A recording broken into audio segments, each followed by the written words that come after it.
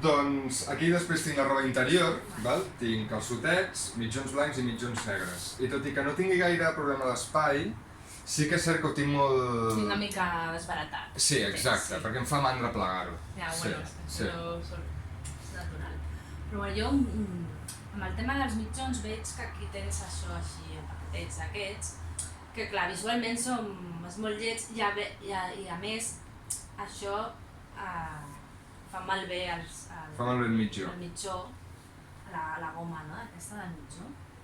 Llavors, jo el que faria, el que recomano sempre, és el mètode Marie Kondo, que posa un mitjó damunt de l'altre mitjó i després, sense complicacions, dobleguem per la meitat i la meitat de la meitat.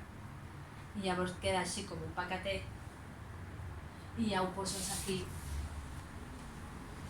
Clar, tots en fila, no? En fila, Clar. com ella diu, vertical, que és així com arxiu, en fila, i llavors posaries tots així. Pots posar aquí els blancs, aquí els negres, i fem files així. I és més fàcil per agafar i posar-te'ls, i després l'ordre sempre es manté. Clar.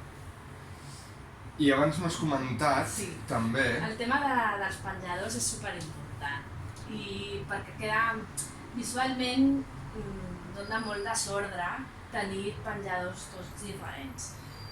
El millor és escollir un model i tenir tots iguals.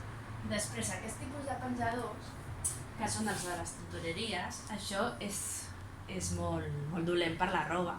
Val. Perquè la fa malbé, perquè això és molt fi. D'acord, i es deforma la roba. Es deforma, clar, llavors aquest tipus de penjador fora. En totes les cases tenim, jo també he tingut i tinc algun, però l'utilitzo per altres coses.